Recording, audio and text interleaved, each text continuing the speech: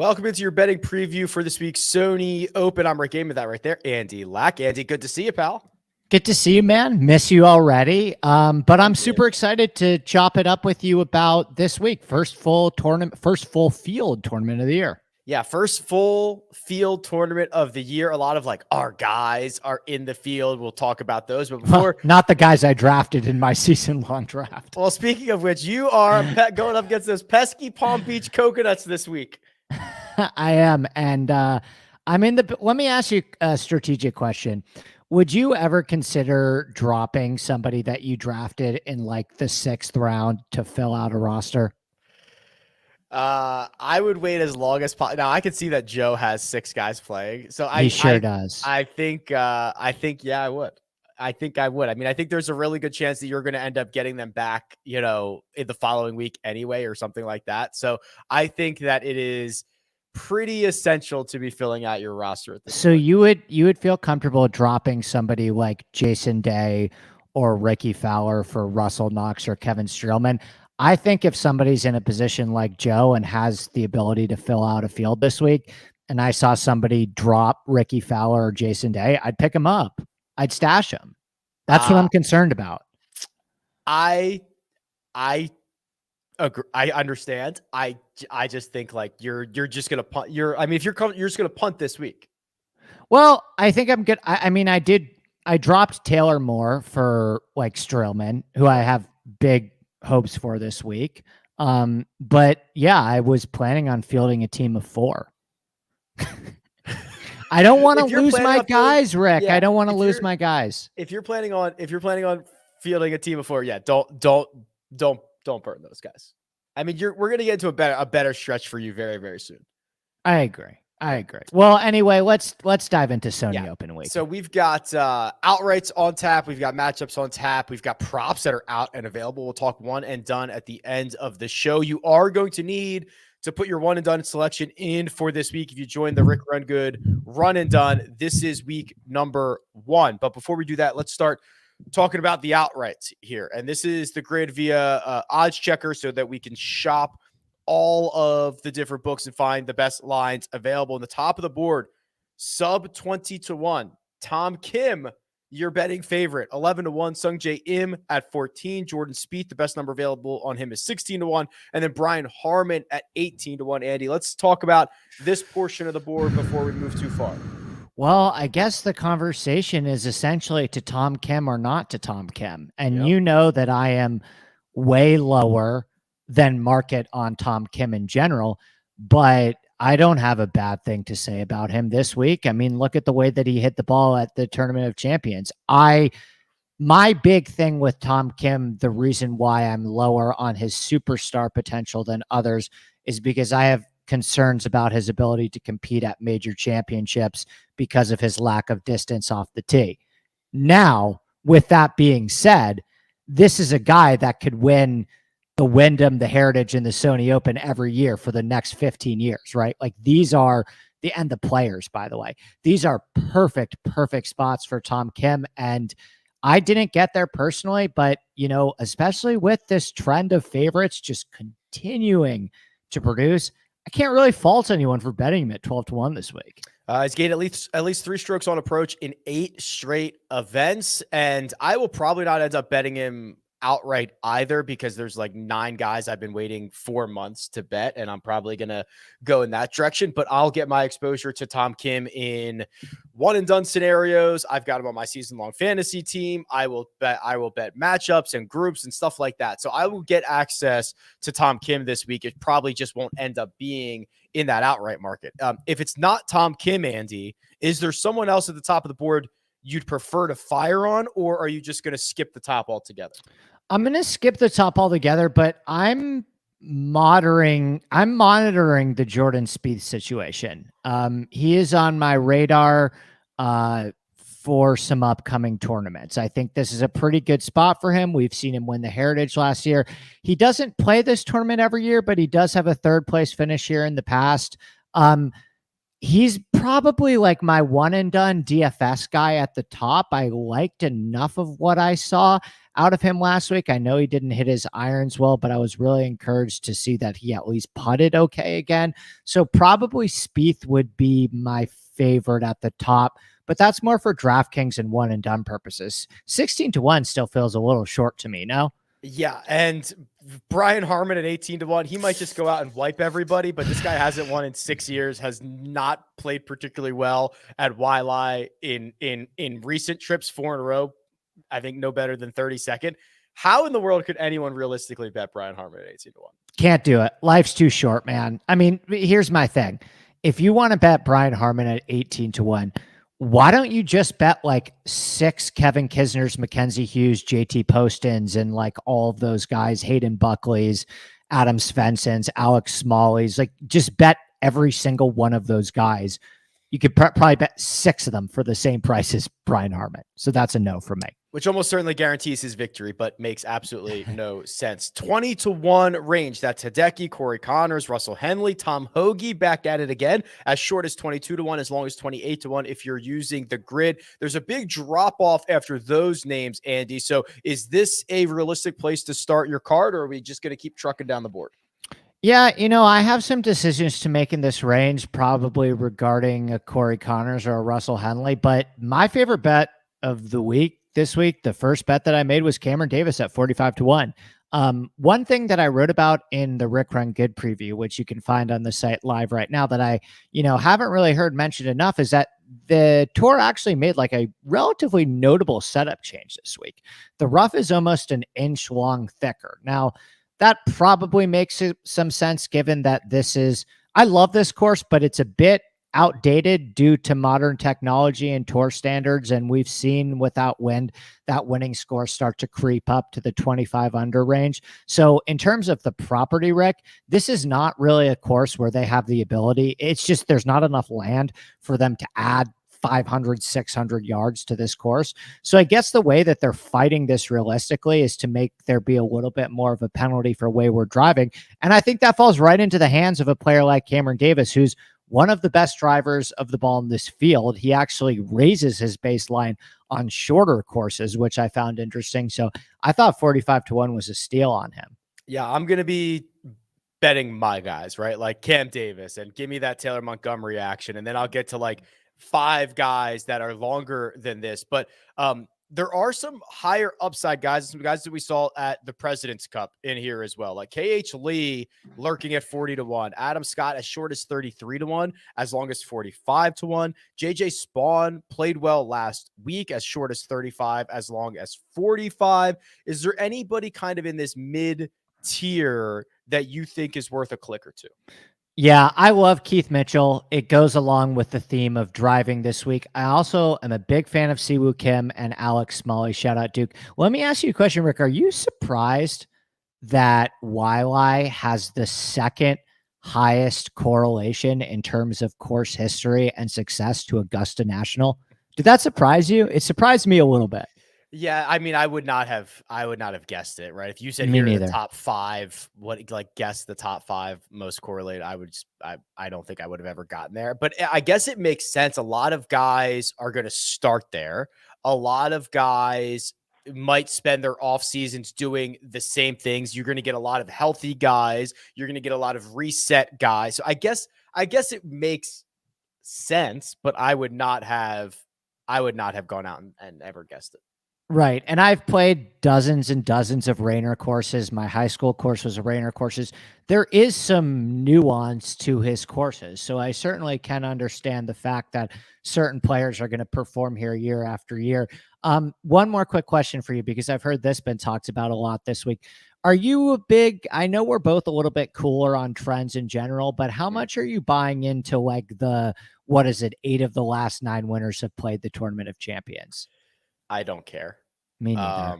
I'm glad I found a friend in that. I love the data. I love that the data has been compiled, but that those are the best players. I know. So of course they're winning. There's a reason they were in the Tournament of Champions. It would be one thing if it was just there was a full field open event last week and 8 of the last 9 played there or something like, it's just like they qualified for that event because they had really good seasons or they showed that they can win.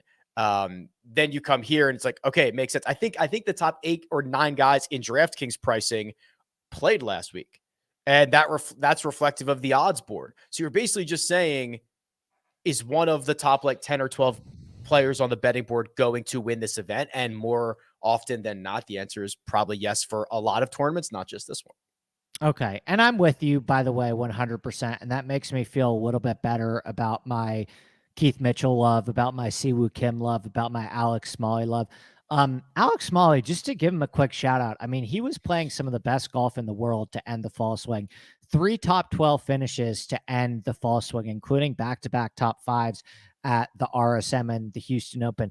Both Bermuda courses. One of those is a short coastal course. I actually think that Sea Island is one of the better courses you're going to find in terms of comps for Waialae. So I'm pretty big on Smalley this week. Did you draft him? I have a weird, I can't remember whose team he's on. I definitely, he was on my radar big time. Yeah, me I don't too. think he actually ended up on my team. I think we both missed him. Yeah. He is on the 4 Horsemen. That's Keith Stewart's team. Yeah, good pick, Keith. Well, yeah. I'm high on Smalley this week. Yeah. He did not want that fall portion of the schedule to end. T11, T4, T5 coming down the stretch over his last 3. Let's talk some long shots here. This is where I can really get the boys, right? Hayden Buckley, who we've talked about a lot, drives it so well, as short as 65-1, as long as 80 on the grid. Nick Hardy has been phenomenal on approach. He's 100-1. Here's a big discrepancy on the grid. Will Gordon, who's been lights out over his last 15 starts across the Korn Ferry Tour and the PGA Tour, as short as 65, you can find hundreds on him out there. So this is where I'm just going to be piling up the back end of my card and saying, yep, first tournament of the year, let's roll. Yeah. Will Gordon, sign me up. Hayden Buckley, sign me up. We talked about how this year I think there's going to be a little bit more of an emphasis on accurate and powerful driving. Gordon fits that bill. Hayden Buckley even fits that bill even more. I mean, Hayden Buckley is incredibly accurate off the tee, and he's played the Sony Open once and already finished 12th. So he checks the course history box as well. So Gordon, Buckley, and then the one other long shot, and I'm really trying to make a concerted effort, Rick, to not get too crazy with these guys farther down the board, because we just have enough evidence at this point that they are not winning at the rate that justifies how much I bet them. But Ben Griffin, too, I think is a name to watch out for this week. This was a guy that kind of burst onto the scene at the Bermuda Championship. Probably not a tournament that a lot of people watched or paid attention to. I watched and paid attention to it because I'm a crazy person, and I bet Ben Griffin that week, and I watched him completely wilt down the stretch on Sunday and blow that tournament. But I actually like the fact that he's faced a little adversity in his early career and felt the Sunday pressure at such a young age. This might be better suited for a DraftKings or a top 10 play, but I think Ben Griffin shows up in a big way this week. Yeah, he got off to a slow start. He missed the cut at the Fortinet, then had a pretty darn good fall where he made 6 cuts in a row, highlighted by that T3 in Bermuda. Also had a T16 in Houston, finished the year in Sea Island with a top 30. So, yeah, I mean, Ben Griffin's been playing really, really well. It also both for just his advanced metrics and his fantasy scoring along the way. Okay, let's turn our attention here, Andy, to some matchups. And I fired up Brothrow this morning. Okay. And Brothrow is you don't pay the house the rake, right? So it's rake free to the house, and you are getting a ton. I mean, there's a couple dozen different matchups in here. Ben Griffin -115 over Davis Thompson. Will Gordon, a guy we just talked about, +105 to Nick Hardy, and then obviously the bigger names that you'll see as well. Tom Hoagie, a favorite, over Billy Horschel. Corey Connors over Tom Hoagie, which is pretty interesting in its own right. Is there any player that you want to target to side with on matchups, or any player that you want to start picking on in matchups? Have you heard about this Billy Horschel thing? Did you read that Sports Illustrated article, Rick? I don't think so. I think there was a Sports Illustrated article that came out where Billy was talking about how he was going to withdraw from this event because his swing was so screwed up right now, for lack of a better term. But he's still on the board for some reason, and I don't really know what's going on there. He did lose 6.6 strokes off the tee at Kapalua, so it does kind of check the box of He had such a maybe good weekend, something's though. going He had on there. such a great weekend. No, I know completely, but maybe I'll send you the article after, because there was something talking about Billy Horschel is not, he doesn't feel that his swing is right now. And I see that matchup with Tom Hoge, and that kind of has my attention. Okay, I'm on the media site right now. There's no official WD. So the latest thing that was on here is Charlie Hoffman withdrew off the alternate list. So don't get involved with Charlie Hoffman. And then James Hahn withdrew Dylan Wu in the field. That's the latest update. I have not seen word from Billy Horschel as of late, but that's something to keep an eye on, especially if he gets off to I saw guys that were piling up matchups against Xander last week. You get off to a slow start. Maybe Billy Horschel says I've had enough. I don't know. I've not heard that, but something to definitely monitor over the course of the next day or two. I have it right here. So this is from a Sports Illustrated article. Well, I'm hitting it like crap still, Horschel said Saturday after his bogey-free 64 that included 7 birdies and a finishing eagle. But I've realized the last 2 days that it ain't going to get any better swing-wise, so I've got to figure out some way to get around the golf course. Since it's a new swing, Horschel is really flying blind on how to adapt the changes effectively when his swing starts to abandon him. So he has decided that one last round on the Plantation course will be enough experimenting, and he will skip the Sony Open next week and fly home to work more with Anderson, who's his coach, to prepare for the waste management in Phoenix at the beginning of February. Interesting. That is in Sports Illustrated. That was sent to me in a group text, kind of just the screenshot of that portion of the article. So I don't actually know who wrote the article. I could probably find it to you and send it to you after. But that's enough. I mean, it's these guys change their mind all the time. Like we saw it last week with Xander, where Xander posted on his Instagram a day before, like, I'm fine, my back's fine, took a couple of swings. It's like, okay, no, I'm going to withdraw. So maybe Billy's kind of in that zone where he's like considering working on his swing, but maybe he feels good enough that he can compete at Sony. It's enough for me to just stay away in any rate.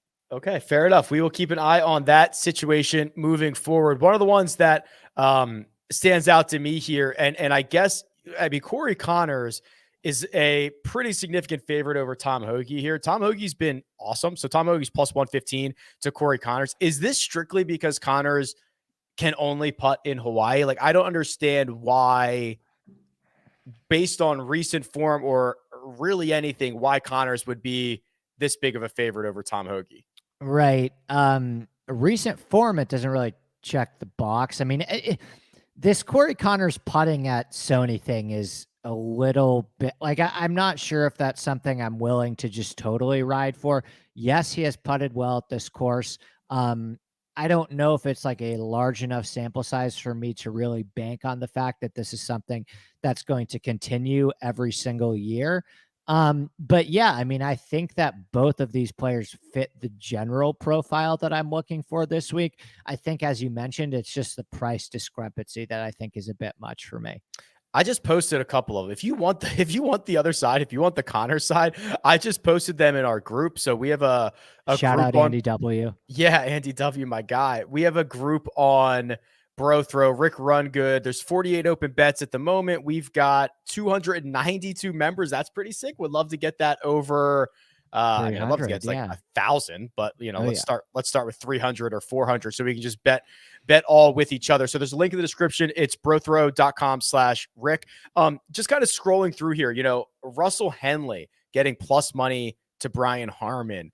Hideki getting plus money to Brian. I'm just not a Brian Harmon believer at the moment. So there's a lot of really interesting little options on here and plenty of them, Andy. Yeah, and why would you listen? I just don't think that the odds and the DraftKings price and the love in general lines up with who Brian Harmon is as a player. I mean, he's a guy that is going to fill up the stat sheet a lot of the time and probably looks quite good in models. But as you mentioned, he hasn't won in 6 years. Like I don't think I can see myself getting to him in any format this week.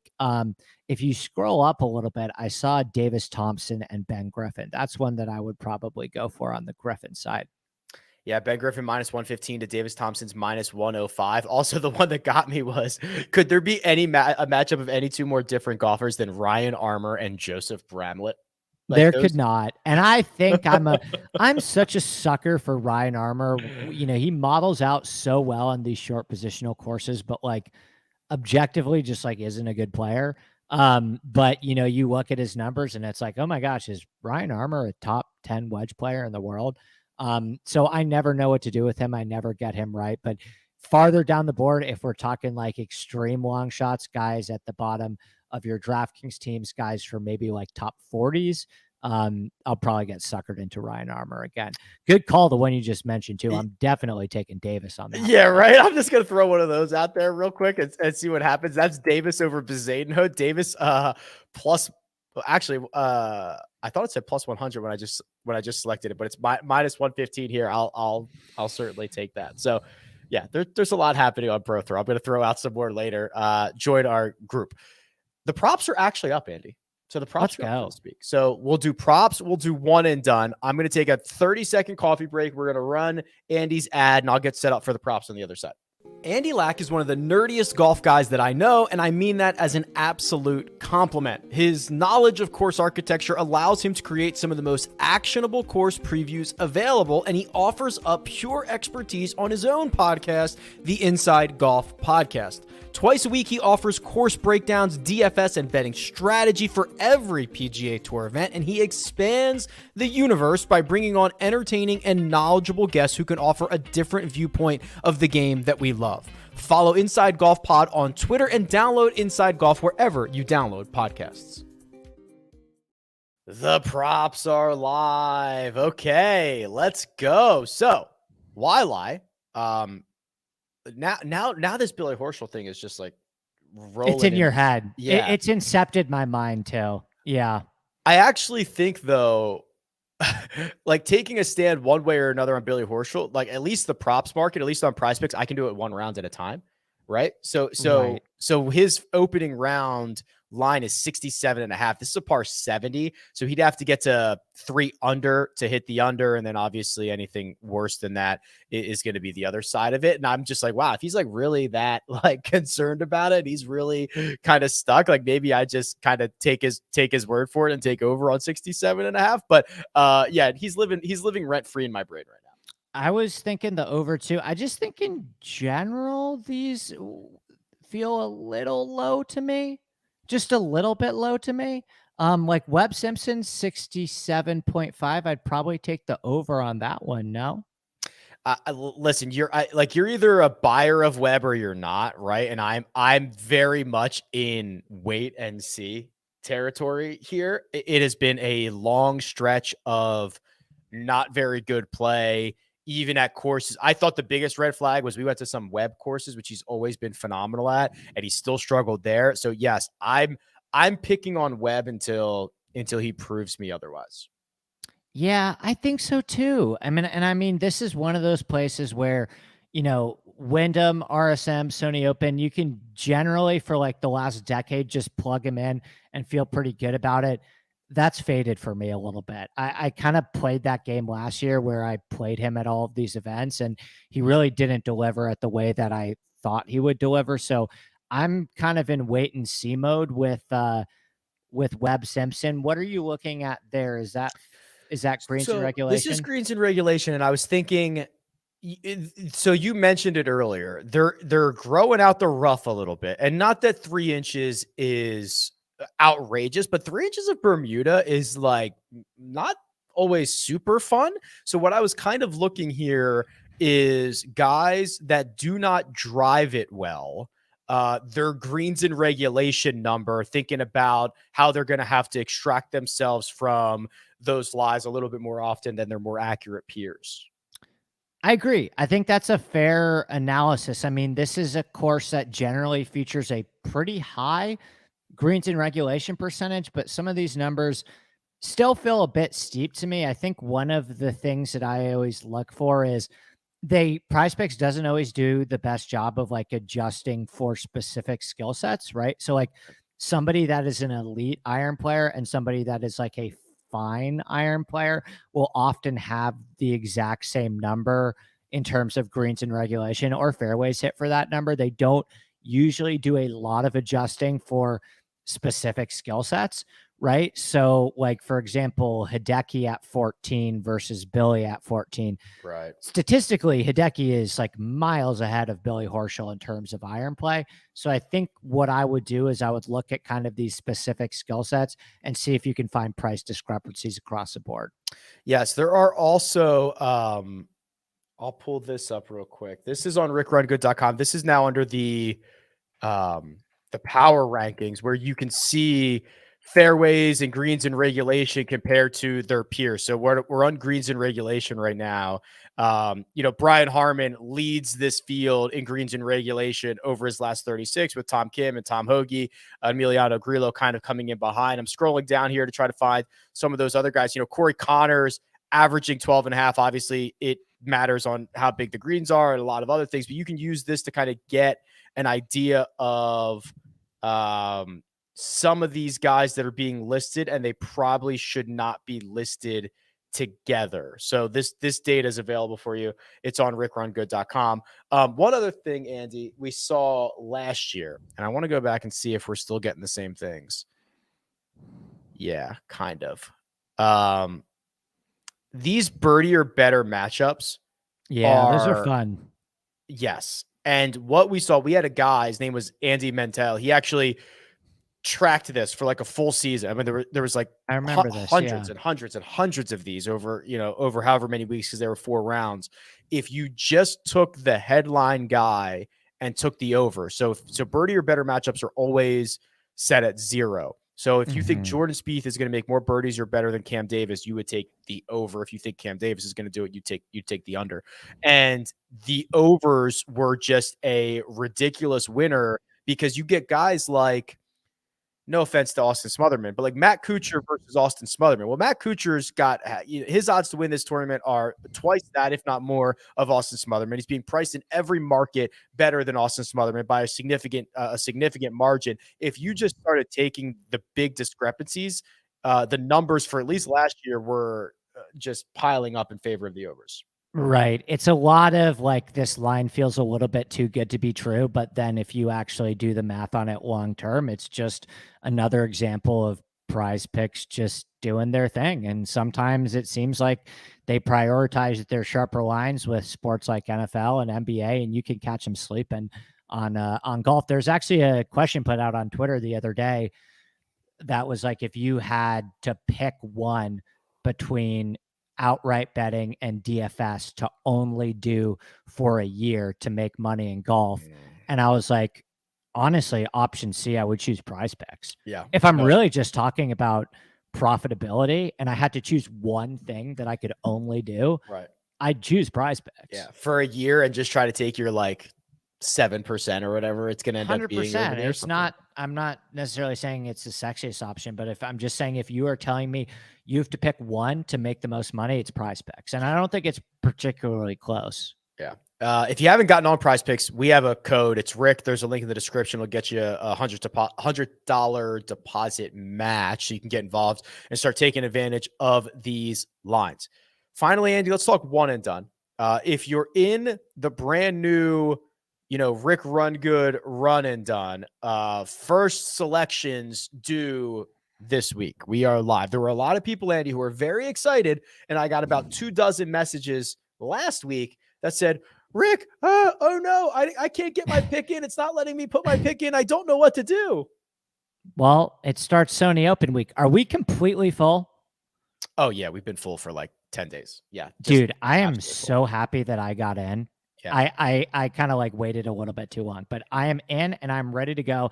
And we also have our personal one, which I requested to you if we could start over at a new season. I don't even remember who I picked last week. I think it was like Aaron Wise. Yeah, I'll pull that up in just a second. But while we're waiting on that, let's kind of talk through some options this week. This is not a big purse, right? I think it's let me see right here. Sorry, 7.9 million, full field event. Describe to me the caliber of golfer you'd be willing to use here. Anyone under 50 to 1, I think. It's not a big purse, but you don't have a ton of big names that you're losing. Like, again, I think Tom Kim's a really interesting case because I'm not playing Tom Kim in one and done at majors. Now, do I think Tom Kim is an excellent option at the Heritage? Yes. Do I think Tom Kim is an excellent option at the Players? Yes. How many people do you think, though, are going to say, well, I don't want to bet Tom Kim at 12 to 1, so I'll just use him in one and done? Interesting. A lot. Yeah, me too. Yeah, like we play this game every week where we try and predict who's the guy that is the highest owned in like the big run and done contest. Who is your pick for that? I think it's Tom Kim. I think it's definitely going to be Tom Kim. I'm going to pull up the site-wide picks. Yeah, okay. So this is on so Office Football Pool lets you see this. I'm not like hacking into the back of the system before anybody like says Rick has some unfair advantage. If you play on Office Football Pool, they take all of the pools, hundreds of them, who knows, thousands of them, and tells you across the entire thing who's being picked the most. Tom Kim's 16% owned in one and done selections. Corey Connors 15.4, Russell Henley 11, Tom Kim 10. There's the only 4 in double digits. Then Sung Jae at 7.9, Brian Harmon 7.3, Hideki 5.6. So after learning that, Andy, I'm happy to save Tom Kim. I probably would have played Corey Connors, but if he's going to be the second highest owned, I'm not that great. I'm actually kind of now considering running Hideki back out. I was going to say Spieth. I mean, I think that both Hideki and Spieth are really under-owned in this spot, and I really like Keith Mitchell this week too. Like Keith Mitchell, 1.7%, Jordan Spieth, 3.2%. Is Tom Kim 5x times more likely to outperform Jordan Spieth this week? I don't think so. Is he 3x times more likely to outperform Hideki Matsuyama? I don't think so. I wouldn't take Tom Kim minus 300 over Hideki or Spieth. So yeah, I think some of these guys in the lower, like if you want to get in Tom Kim this week, and I haven't looked at DraftKings ownership, just like bet him in a matchup over Hideki, bet him in a matchup over Spieth or something like that, because I think that, you know, there's going to be a time where he's going to falter and you're going to get a little bit of a break on him. You are buying him at his absolute high point right now. This is like a team that blew out another team 45-0 last week, and now they have a home game on prime time. Like you're just buying him at an absolute high point right now. The just pure like zoom out.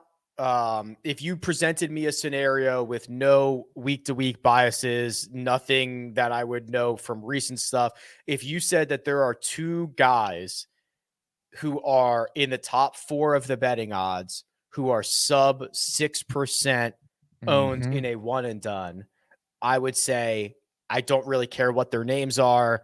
I don't really care about anything else. Those are probably pretty good options. That's the Hideki Spieth stuff. So I'm just trying to like paint the picture here because it's really easy to get locked in on Tom Kim, which I mean, he's awesome. That's great. Corey like it's really easy to get locked in on this stuff, but zooming out a little bit, there's 2 guys that I think are like your big game theory options. Right. And I don't claim I struggled last year in one and done. I was friendly with the guy who won it all. And I am friendly with some guys who've had like massive success in one and done. And if you ask them their strategy, Rick, the one thing that they will say is essentially you could do so much worse than literally every single week just looking at DraftKings ownership and taking the guy over 9.5K with the lowest ownership. Yep. Like if you just rolled out that strategy every single week, I think you would be surprised at how well you do in one and done. Yeah, there was a time, it didn't happen last year because there were so many, I had to make so many scheduling changes because of live and everything else. But there were multiple years in a row that when I set my lineup before the year started, that lineup outperformed the one that I did weekly because I was not susceptible to recency bias or these week in, week out, whatevers. I just set it all in advance and let it fly. Yeah, you fall victim to recency bias and how a player looked last week. And we're all guilty of it, right? And again, this isn't me, like, no one is surprised if Tom Kim wins this week by 5 strokes. I'm just presenting an alternative strategy of game theory of what you could do if you're trying to get off of him. Yes. So for our purposes, last week we went with Cam Young. That was me. 265,000. You went with Seamus Power, 213,000. So we are. Wait, so what did those guys finish? Because that feels like a lot of money. Yeah, well, they finished, let's see. Cam Young T13, Seamus T25, but the min payout was 200,000. Yeah. Well, elevated event, $15 million purse. We've got what, half of that this week and 144 players. Correct. What is it? $7.9 million purse? $8 million purse? $7.9 million purse. That's right. Okay. So is it your turn? We've already talked through strategy for the bigger one. So for me and you, is it your turn to go first or mine? It's mine. We decided whoever's in the lead has to go first or else it turns into a chasing your tail situation. Yeah, I'll just go with Hideki. Okay. And just for me and you, I'll just go with Tom Kim because I'm not going to use him in the bigger ones. Yeah, I'm not going to bet him at 12-1. Yeah. So that it was either Hideki or Tom Kim, right? And I think that I'll just save Tom Kim and roll out Hideki. But yes, those had to be the plays there. Yeah, especially if you find out that I use Hideki, you have to use Tom Kim. Yeah, if you're a big futures guy, Rick, look into that Tom Kim players number. I think that I like that a lot. And I'm lower on Tom Kim than most. So when I advocate for him, I really mean it. I think that he is a really good bet to win at Sawgrass. DraftKings has him at 35-1 right now. That's a good bet. Same as Brooks, Bryson, Lowry, Sungjae, and Tony Finau. Yeah, it's a good bet. That's a good bet. Just saying it right now. It's a good bet. All right, Andy Lack. His New York Golf Club is going out and posting 4 starters this week. We'll see how that goes for him against the Palm Beach Coconuts. But you can find him on Twitter at ADP Lack Sports. Producer Mina does all that hard work behind the scenes, and you can find me at RickRunGood. This has been your betting preview for this week's Sony Open. Good luck.